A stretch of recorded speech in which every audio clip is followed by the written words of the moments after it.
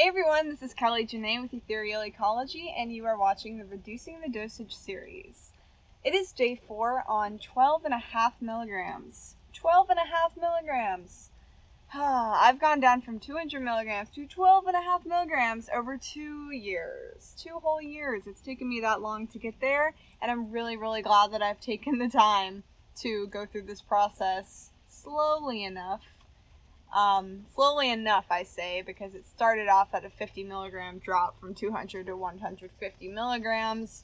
If your psychiatrist lets you do that, you're going to the wrong psychiatrist. But these 12.5 milligram increments have been pretty awesome. I was surprised that going down from 25 milligrams to 12.5 wasn't that difficult. I was on 25 milligrams for a month and about 5 days. And, I hit the month mark and I wasn't quite ready to go down yet, but then I, reached day whatever and it felt right, and so I did it. And the main side effects that I'm noticing, which may also just be a side effect of me having had to be on my computer all week as well, writing grants, and is like my face is a little bit tight and tired, and something that happens to me when when I've been going down in this dosage is that I'll get like my head it'll feel weird, like just weird-ish. It's like my brain's readjusting or something, but it's not anything bad. Like, it doesn't feel bad. It feels like a normal withdrawal symptom that I'm pretty sure is going to go away very soon. And in general, my emotional health is really good. Something interesting that has been happening to me lately is that I've been having these sort of just random memories coming back from my childhood or from my adolescence or from like a year ago. Just really random things that I didn't even know I remembered, and then they're sort of coming out of nowhere. And somebody had commented on one of my videos and told me about how she believes that Lamictal is actually contributing to her memory loss. And it makes sense to me because Lamictal is a sodium channel inhibitor, and sodium is, one of those trace elements that helps to transfer things from cell to cell. And so why would that not also apply to memory? I'm not a brain scientist, but you know what I mean? It sounds like it makes sense to me, and just the fact that these memories are coming back up to me is a blessing, because it feels like there's parts of my brain that are opening back up again. Like they're ready to flow. Like there's flow happening again. It feels really, really good. And I've also been able to tap into being able to see visions again. And I think there's just a lot of factors contributing to these, what I consider to be positive improvements. First and foremost, self-love.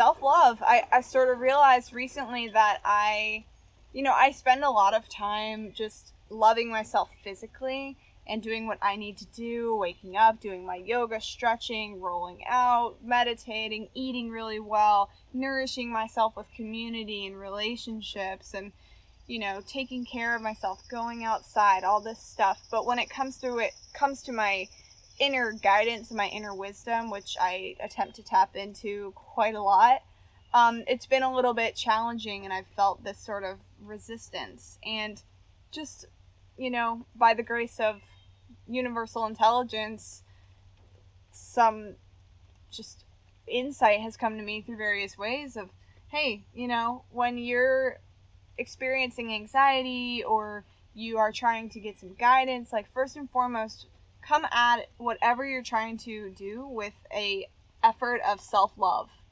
And what that looks like is to address your inner wounded child and see, what do you need from me, and why do you feel that way, and how can I give you love right now? How can I give you love? And for some reason, just that process of asking myself, how can I give you love? And I've had things come up where I've asked my inner child, like, what's wrong? Like, my chest gets tight, and it's like I'm afraid of failure, and I'm like, what? Failure is a part of life. You're not expected to be perfect. And it's these really interesting things, these beliefs that we have about ourselves that keep us from being happy. And, you know, I've done a lot of work in theta healing, which is a sort of healing modality where you access a theta brainwave state and you connect with creator or God or universal intelligence or your higher power or whatever to get wisdom, to get insight, to get healing energy. And I've had, you know, so experience with this belief, changing your beliefs, but coming at it from this perspective of self-love, it's like, you know, I think we forget to do that a lot. And it's easy to be hard on ourselves. It's easy to just want to move through and forget that we're imperfect beings, that we're wounded as children, as adolescents, as, you know, yesterday's person that we were. And to be in a state of preventative, constant maintenance, I think, is the key to having a balanced life. And I was writing in my journal last night, and I was thinking about how this human body really is, it's like a machine. And it's like a machine that, it's similar to a car. It's like, until there's a soul in it, you know, with conscious intelligence, that car's just a car. So it's almost like we live in a machine that's been inhabited by a soul. And there's certain things that this machine can do on autopilot really great, like process information. But you can't just leave your car, you know, you can't just let go of the wheel and expect things to always be in perfect alignment. You know, your car's gonna get a little bit out of alignment, and even just getting a little bit out of alignment, you start going off the road, you start getting in other people's lanes, you know, eventually you're gonna crash into something, and really you could hurt yourself or others. And it's a perfect analogy for life, honestly, and makes me think about, who made us? Because we are imperfect bodies, but we're perfect souls inside of an imperfect body. So of course things feel weird, because our soul is like, yeah, divine wisdom and guidance, I'm like divine, I come from God's light, you know, I am source. But your body is like, also came from source, but it's a machine, it's technology in a way.